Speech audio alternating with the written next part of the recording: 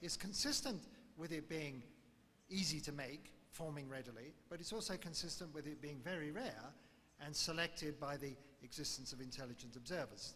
Difficult arguments, philosophical argument that was made quite precise about 30 years ago by the British cosmologist Brandon Carter.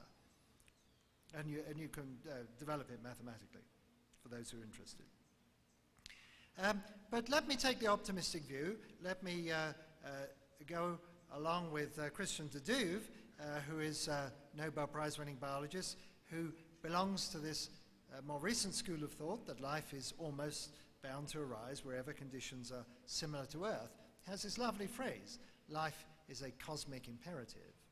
And I'd love to believe, as would pretty much all astrobiologists, that life is indeed a cosmic imperative, that it's built into the nature of the universe and therefore is widespread.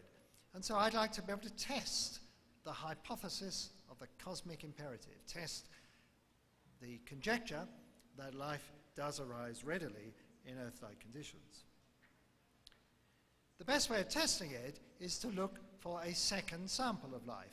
If life has happened twice, that is, if life has begun from scratch twice, let me say this again, it's so important. I'm not talking about evolution, I'm talking about the emergence of life from non-life. It's happened twice, independently. Then surely it's happened many, many times around the universe.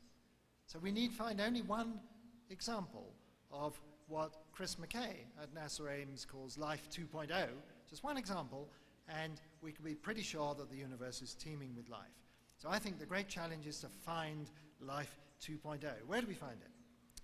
Well, one way is just to do SETI, and you'll hear about that this afternoon, but no luck so far.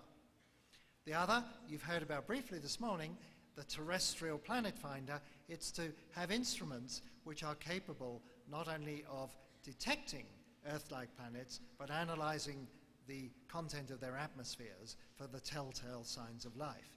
But again, as you heard already, that may be a long way off. It may be many decades before we get the funding for such a sophisticated instrument.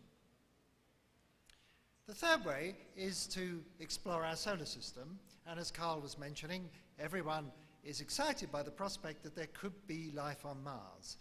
And I'm one of those people who believes there's just a chance. I think there almost certainly was life on Mars in the past, and there's a chance it's clinging on there today, maybe in the deep subsurface. I think it's one of the great challenges of astrobiology that we actually have a chance to address in your lifetime. So I think going to Mars is a terrific thing to do. But there's a big problem. We might go to Mars and we might find life